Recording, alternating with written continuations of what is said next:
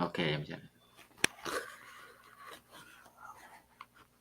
นมัสการ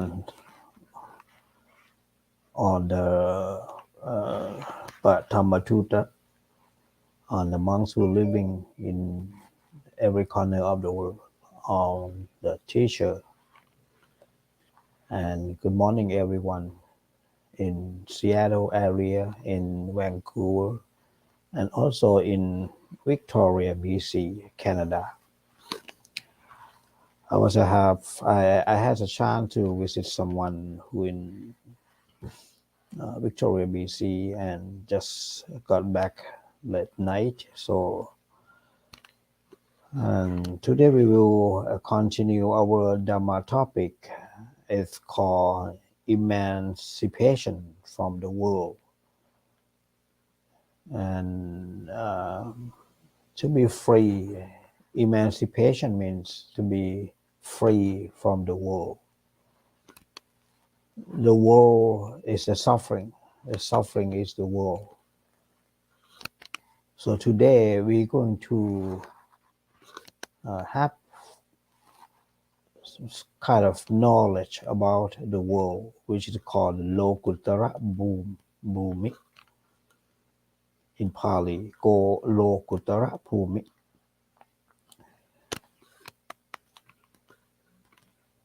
what I will talk about the Lokuttara-bhumi today is from my observation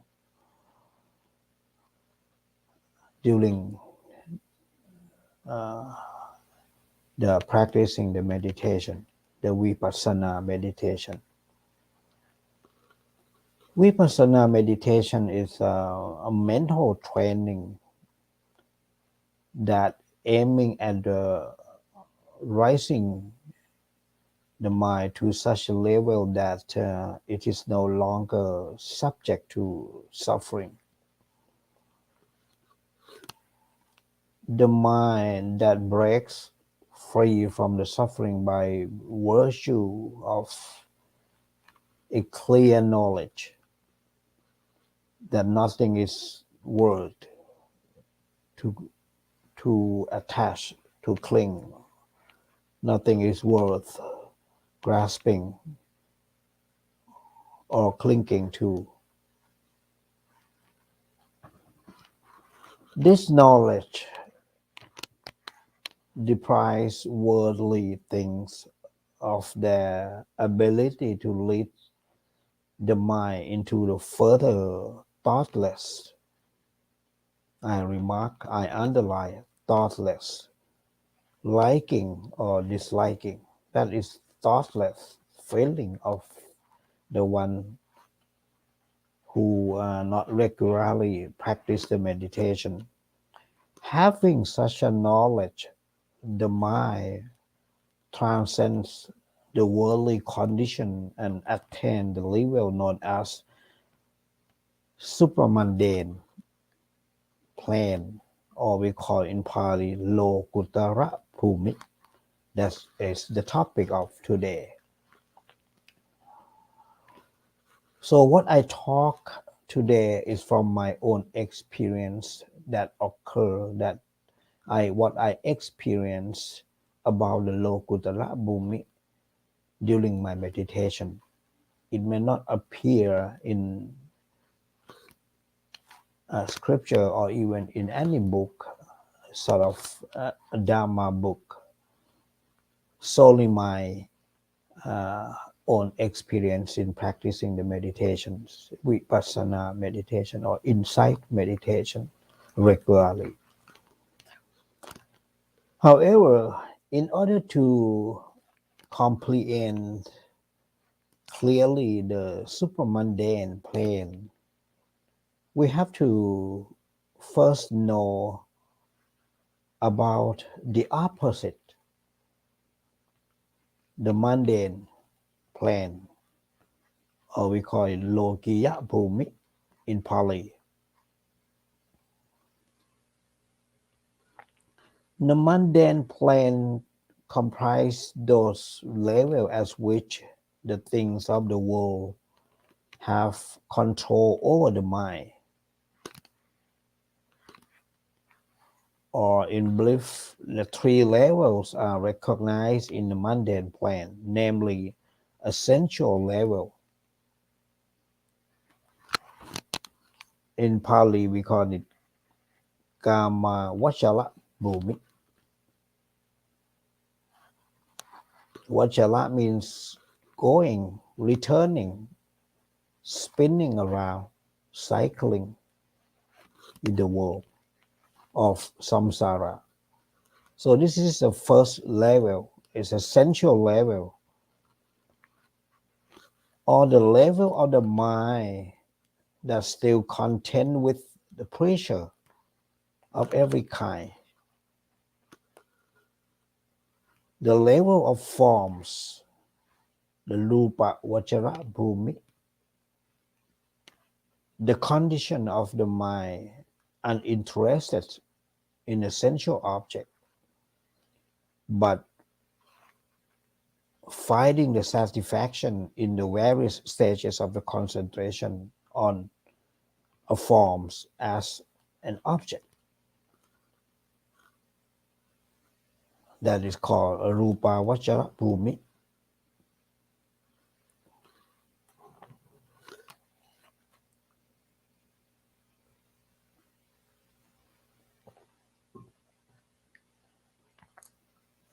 And the last one is the formless level. We call in Pali Arupa Vachara Bhumi.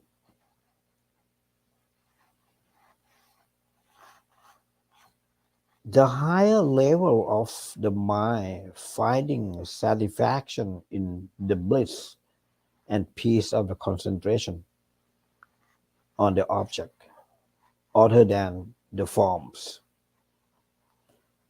These three levels in the worldly plane are the mental level of a being in general.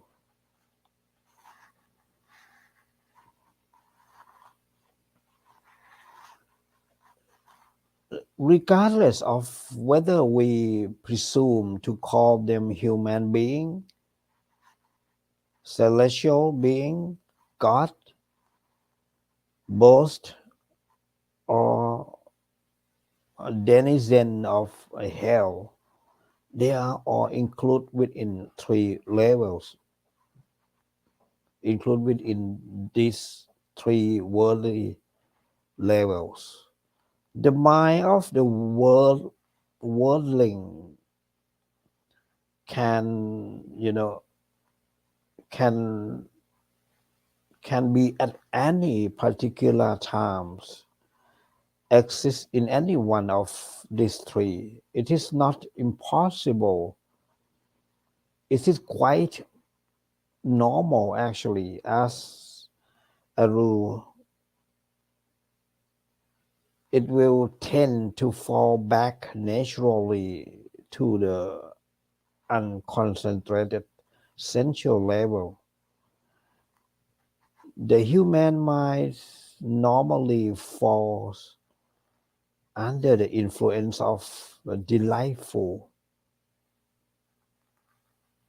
in color and shapes, sound, odors, taste, and a tactile object.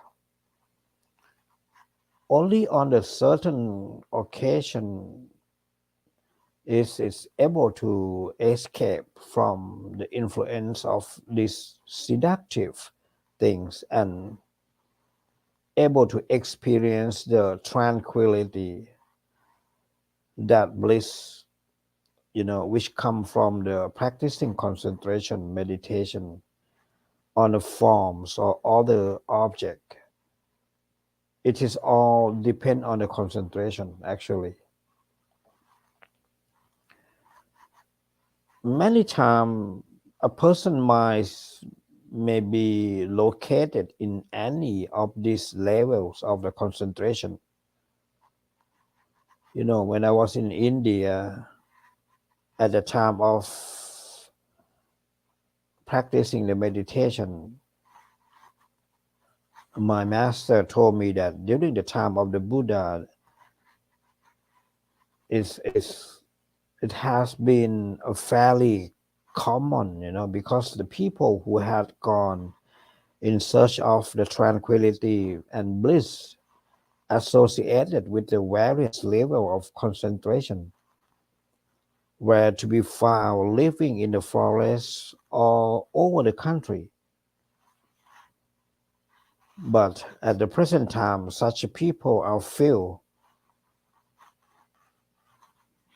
But it is nevertheless the possible for the orderly man to attain this level. If someone in this world is in the process of experiencing the bliss of a full concentration on a form, then for him the world consists of just that form, because he is aware of nothing else. At that time, and that person, the world is equivalent to just that one form. And it remains so until such a time as this mental condition changes. You see, so from the meditation, you actually can stay and remain on one particular forms until the mind changes from one to another.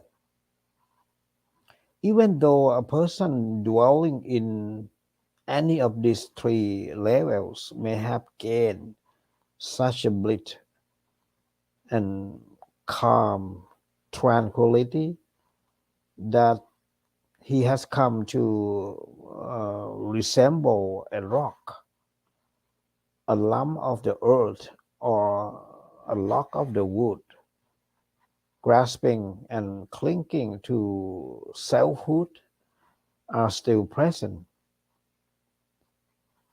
But also the present are various kinds of their desire. The finest and the most famous sorts, such as dissatisfaction with the state in which he finds himself, which prompts him to go in search of a new state. That's what they experience. That desire for a change constitute the karma. So such a person has not yet transcended the worldly state. He is not yet in the supramundane plane, actually. I realize by myself that I am in the worldly state, because feeling that the mind is still, grasping the sensuality, that I can feel very strongly during the meditation. The mind that dwelling in the supramundane plane that I sometimes experience has transcended the world. It views the worldly state as devoid of essence. So that is something else, you know, that come into the feeling when you practice.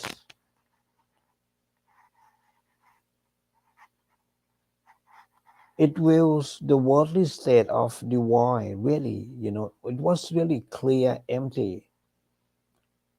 It empty from the self or any substance, and will have nothing of it.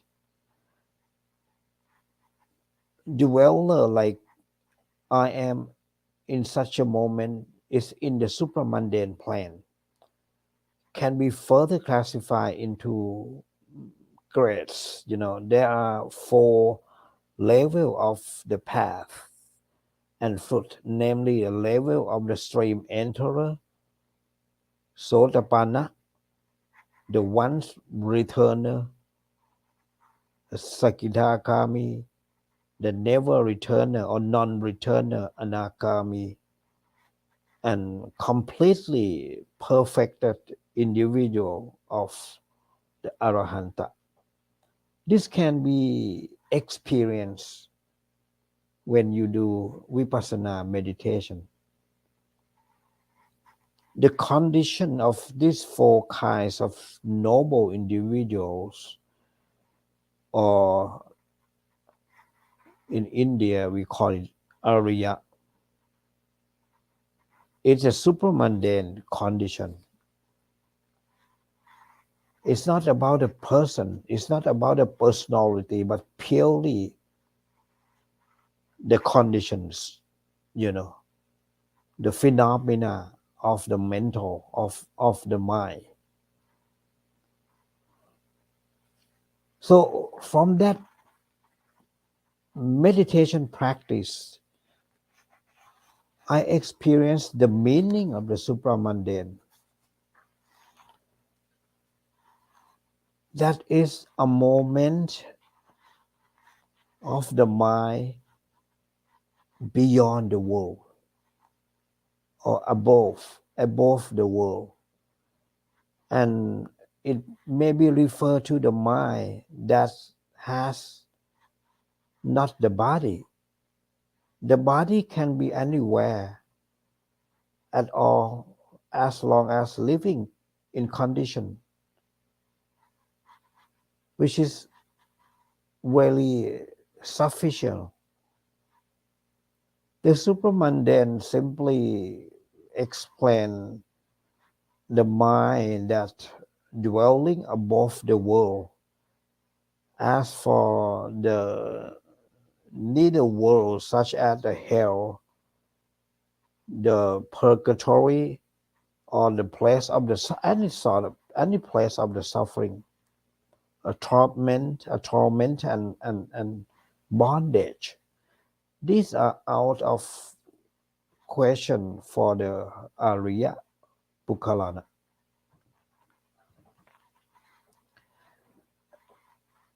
The criteria for recognizing these four levels in the supramundane plane are the various mental impurities which are in the course of being eliminated. I think the Buddha mentioned that the Buddha divided the impurity in this group into 10 kinds. We call them as the fetters or sangyojana. These 10 fetters bring the man and all being into the world and tie them up, keeping the people in the mundane plane.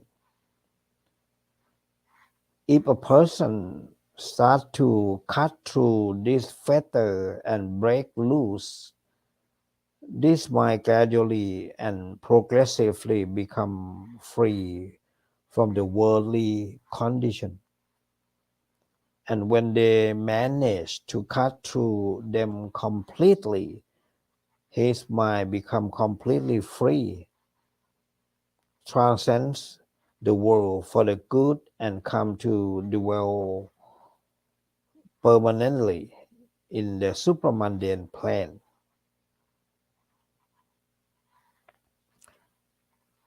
So of these 10 kind of subtle mental impurity that bind us, the first is the self-belief.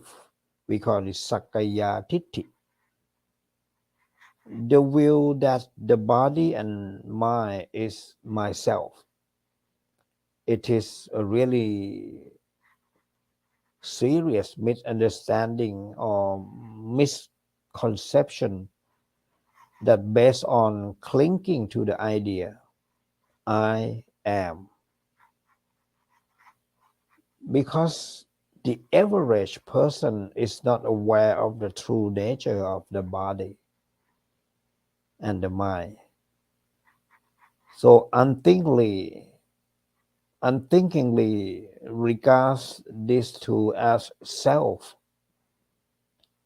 He always assumed that the body and the mind is his self, his I.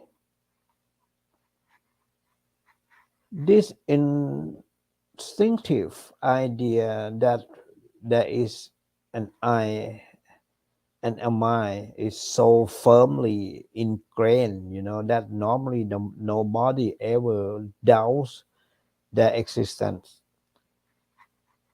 The self instinct is what makes life possible, being the basis of self preservation. This search for food and propagation of the speech. But in this case, what we are really clinging is the self-belief that is to be taken only in the most basic sense as the root cause of the selfishness, actually. This is considered to be the first of the fetters to be done away with before anything else.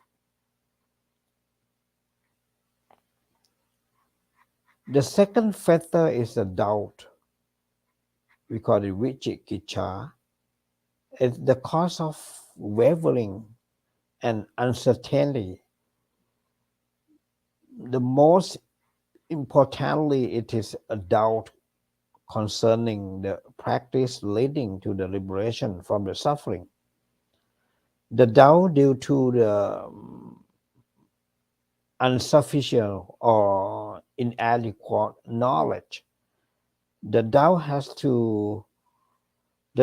that up to the level what to this subject is really all about. Doubt as to whether this practice for breaking free from the suffering is really the right thing for one.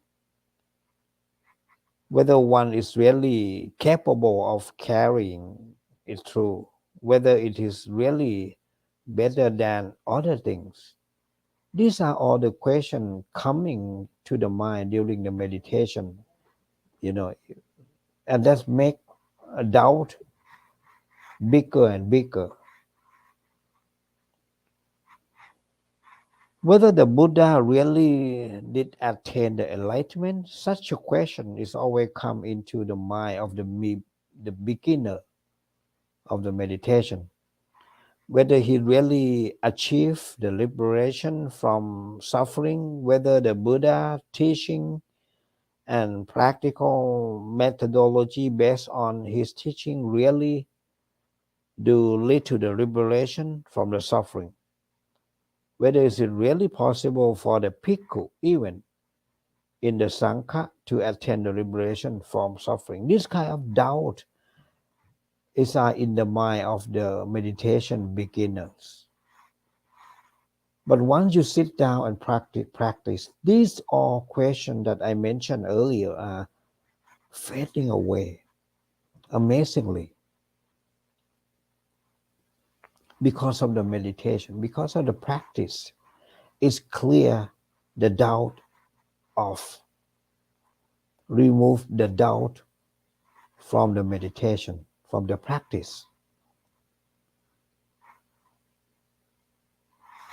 This is the root cause of what is called ignorance.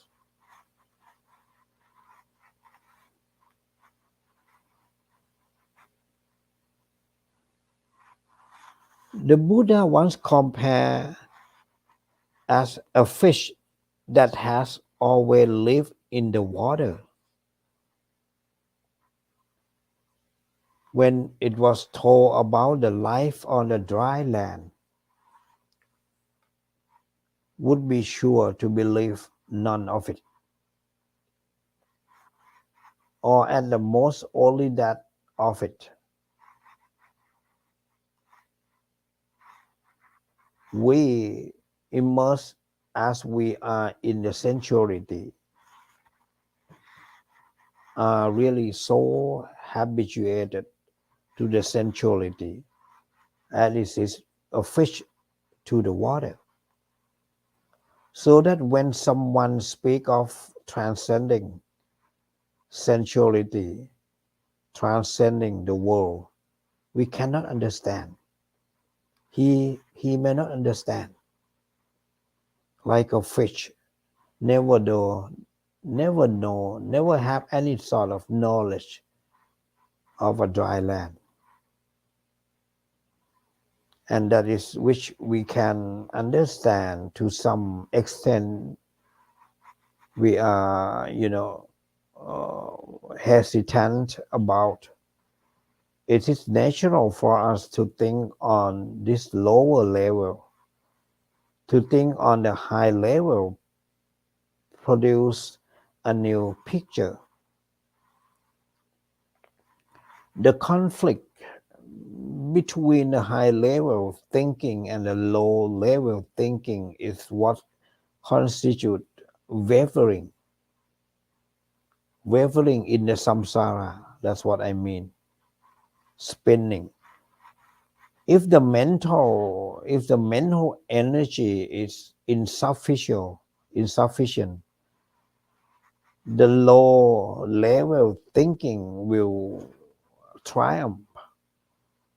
Doubt and the wavering with regard to the goodness is something very chronically present in everyone right from the birth. But in a person who has been brought up wrongly, it may be a very common complaint. We have to introspect and note the bad consequence of this wavering, which is present to such an extent in our work and our everyday living that we become skeptical about the goodness, truth, and the liberation from the suffering.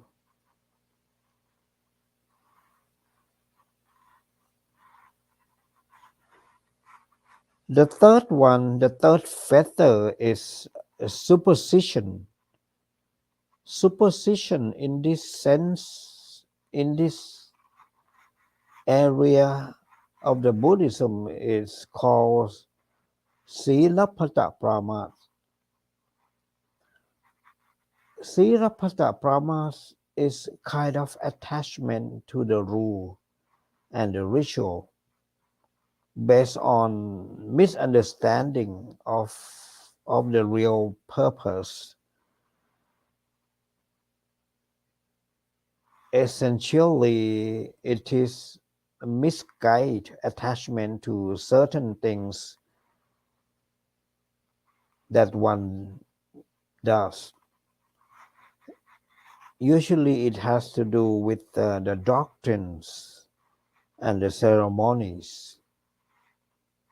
An example of this is belief in the magic and magical practice, which is blatantly just a superstition and can occur even amongst the Buddhists actually.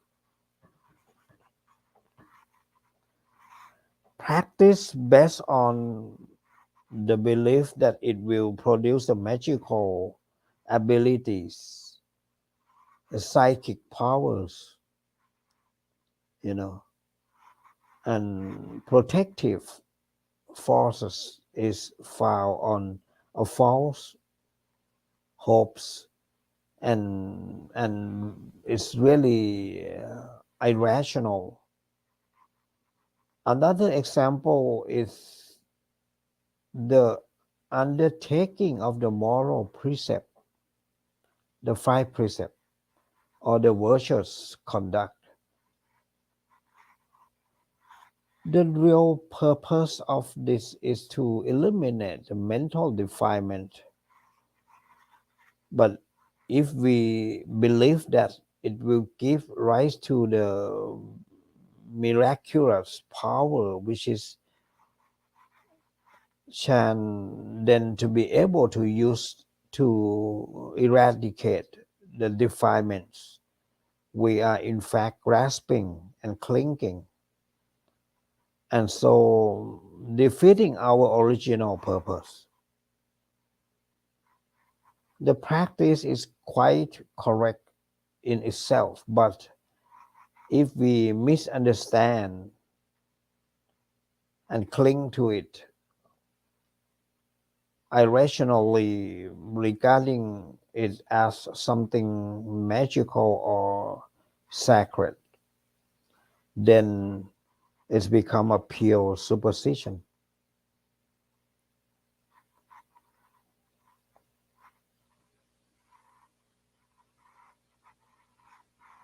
When I was in India one time, I saw one white robe wearing. He was stepping, he was walking, and then he come to see an ant,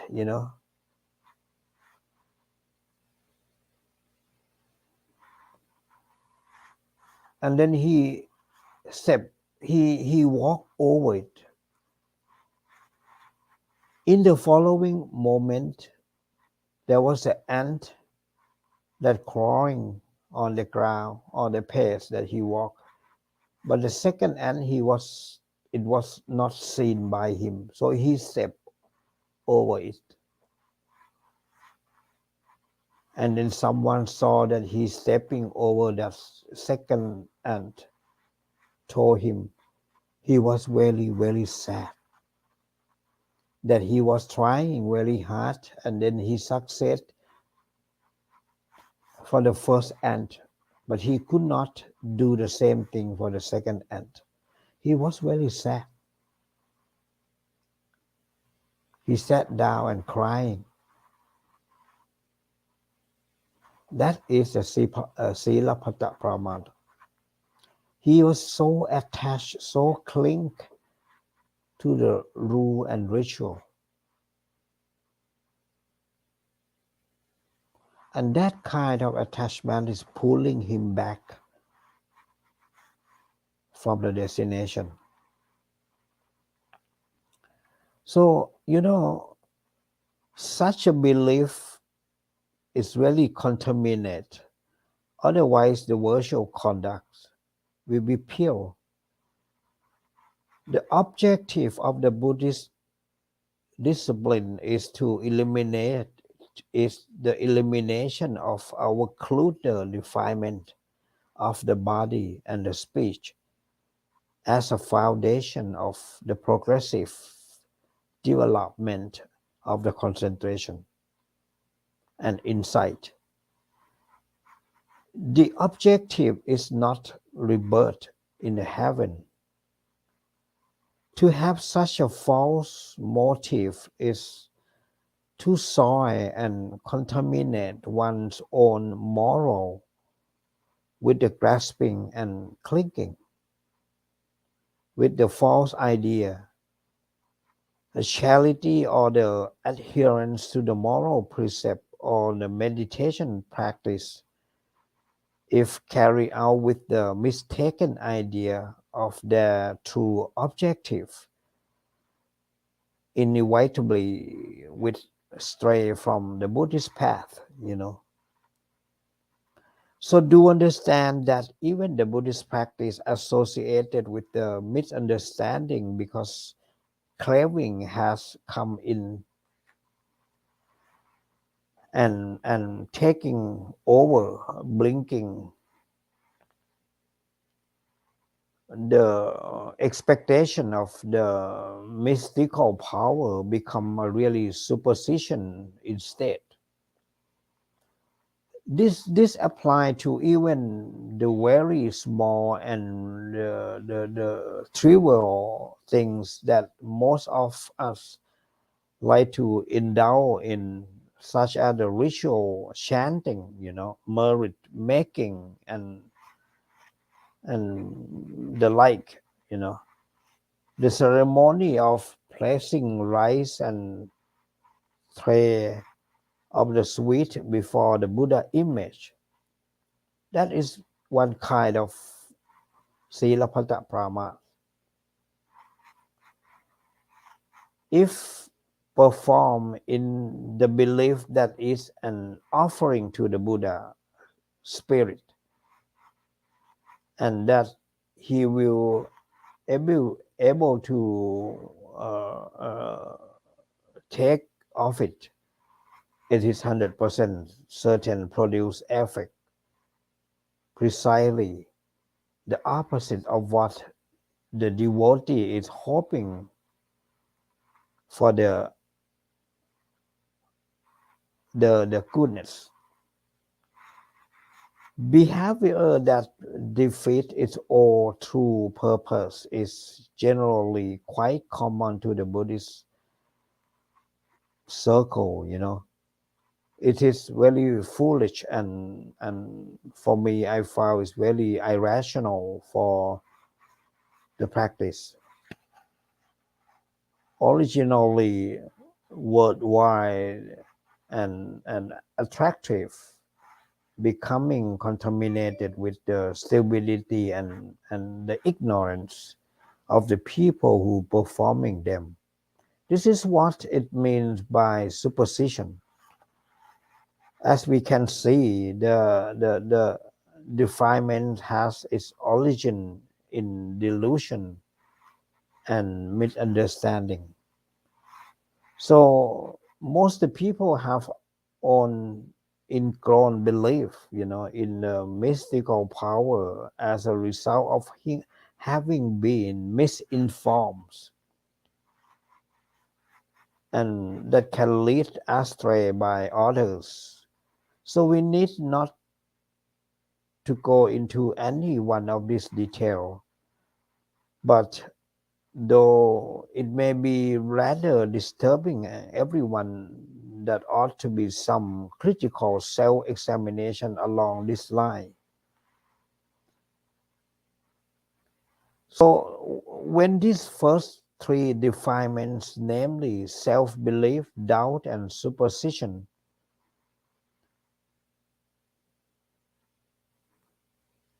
this belief, doubt, and superstition have been completely giving up, one is said to be have attained the lowest level in the supramundane plane, that is to have become a stream enterer, to give up completely these three defilements, which is not really difficult, because they are just primitive quality possessed by the primitive underdeveloped people. In anyone who has studied well and made progress, these three elements should not be present, and if they are, then that person's mind should be really considered still primitive. Anyone ought to be able to give up these three defilements and become an Arya, or a noble person, the lowest noble person called Arya.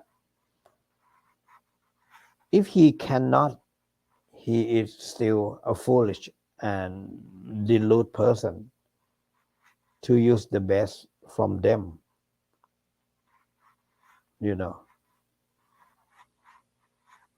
In Buddhism we call such a person as ปุถุชนะ หรือในภาษาไทยเราเรียกว่าปุถุชนนั่นเอง someone with a thick blindfold covering the eyes of insight เป็นบุคคลผู้มี ความมืดบอดอยู่ในดวงตานะครับปุถุชนะ so when any individual has managed to give up these defilements his mind is free from the bondage to the world free from the bondage not free from the world yet but free from the bondage these three are ignorance and delusion obscuring the truth and are filter binding the mind to the world so giving them up is like rendering ineffective these three kinds of bondage or three blindfolds then slipping free and rising above and beyond the world into the first supramundane level or the Lokuttara. This is what is to become the Arya person of the first degree to attain the first level in the supramundane plane.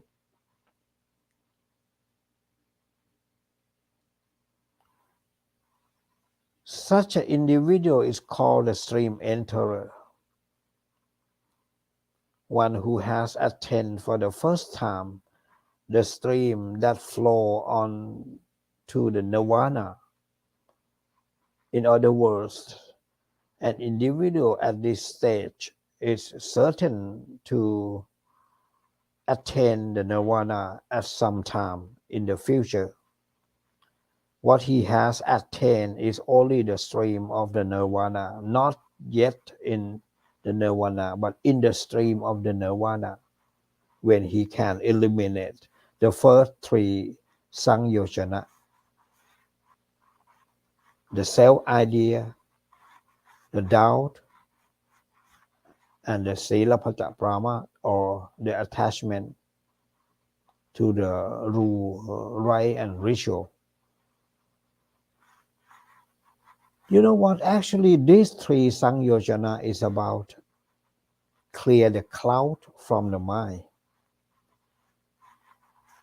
It's just like you are gaining the first two makha, that is the right understanding and the right intention will be followed. You know, when we can clear the cloud in the mind, that is the meaning of the stream enterer. And when you are on this stream, you are approaching the nirvana or the nibbana. This stream is a course that flow right onto the nirvana, inclining towards the nirvana, just as the water course of the river that's sloping down. You know, it never flow back up. It's always flowing all the way down to the sea. Though it may still take some time for the mind which has once entered the stream is certain to achieve the nirvana eventually. Attaining the second level in the supramundane plane implies giving up the three fetters just mentioned, and further being able to attenuate the certain types of craving, aversion, delusion to such a degree that the mind become elevated and only very feebly attached to the sensuality. It is traditionally held that Individual who achieve this level will return to this world at most only one time. Hence, he is known as the once returner. The once returner is very, very closer, walk closer to the nirvana. He closer than the stream enterer. The remaining in him no more than a trace of the worldliness. Should he return to the sensual human world, he will do so not more than only once, because craving, aversion, and delusion, though not completely eliminated, have become, exceedingly attenuated.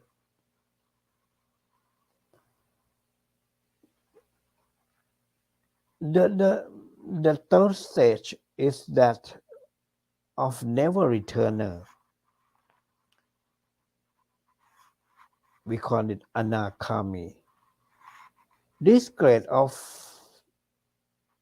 noble person, besides having succeeded in giving up the defilements to extend necessary for becoming a once returner, had also managed to give up the fourth and the fifth fetters. The fourth fetter is the sensual desire, and the fifth fetter is the ill will. Neither the stream enterer nor the once returner has completely given up a sensual desire. In both of them, there is still a remaining of the satisfaction and a desirable object, Even though they have managed to give up a self-belief, a doubt, and a superstition, they are still unable to completely relinquish their attachment to the sensuality, of which some traces remain. But the noble person at the third stage never return, has completely success in giving it up, so that no trace remaining. The defilement called in will, which include all kinds of feeling of anger or resentment, has been completely washed out to a large extent by a once returner, so that there remains only a trace of I will call it ill humors to obstruct his mind, but the never returners has got rid of it altogether. Therefore, the never returner has thrown off both sensual desire and the ill will.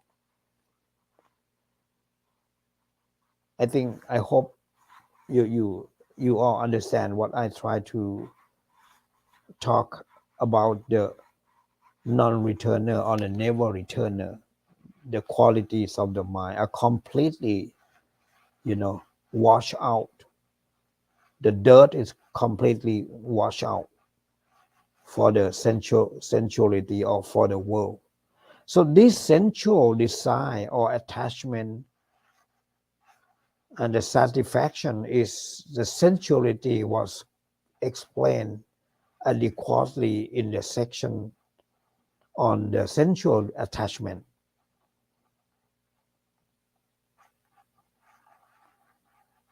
It is a chronic defilement firmly fixed in the mind as if it were a very part of it, of the same substance. For the ordinary person, it is very hard to understand and hard to eradicate. Anything at all can serve as an object for design, like color and shape, sound, odors, taste, and the tactile object that are any sort, any kind and description. These are the sensual object, or what we call it กามะในภาษาไทยเราเรียกกามนั่นเอง and the state of the mental attachment which takes the form of satisfaction in this desirable object is a sensual desire, or what we call it กามราคะ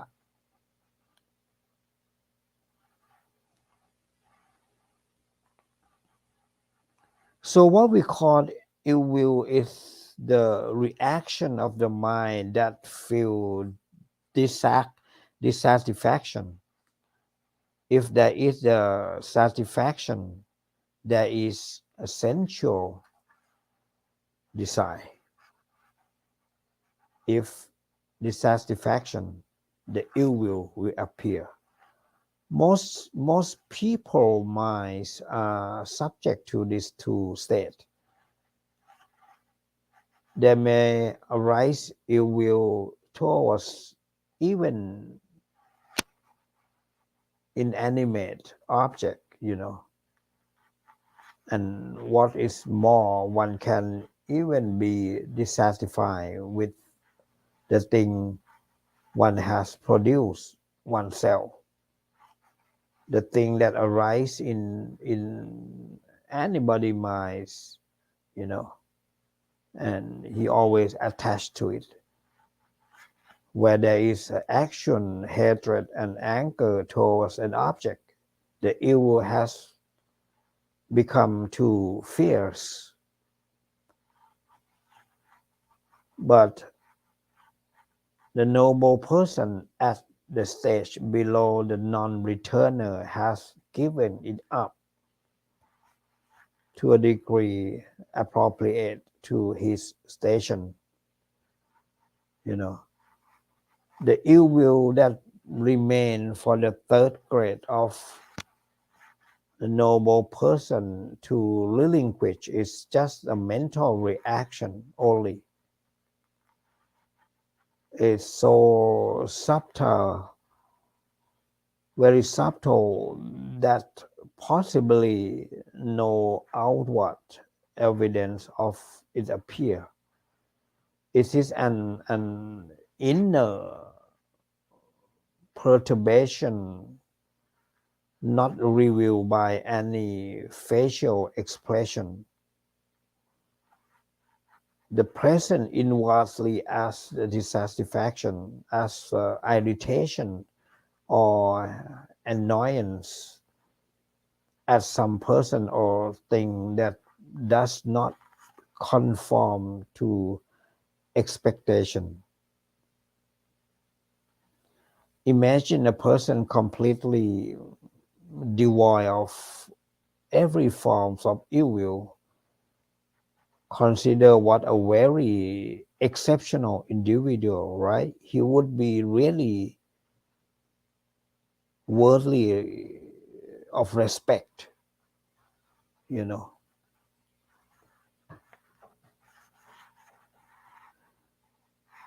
So the five defilements we have just been discussing were grouped together by the Buddha as the first to be given up.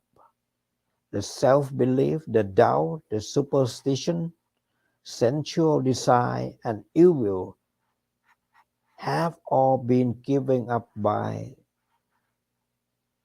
araya bukkala or the noble person at the third level because there still remain no sensual desire so this grade of person never again return to the sensual state of the existence.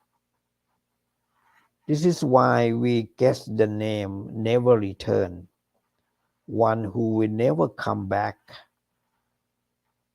For him, there is only a movement forward and upward to the arahantship and the nirvana, in a state having nothing to do with the sensuality, a supreme divine condition. Like what we call in the Brahma, because he has nothing. He has nothing to do with the sensuality. As for the 5 remaining defilements, these are only the Arahanta, the fourth grade of the noble person that can succeed in the relinquishing completely. And next Saturday, we shall come back to discuss or to continue the 5 remaining defilements in order to classify the supermundane in completion. Thank you for listening to this program of Dhamma that providing by พระอาจารย์ธวัชชัย from the page of วัดอัตตมยตารามะ and the page of วัดพุทธปัญญานันทาราม in Vancouver. We will come back to see you next Saturday early morning. Thank you again and wish you all happy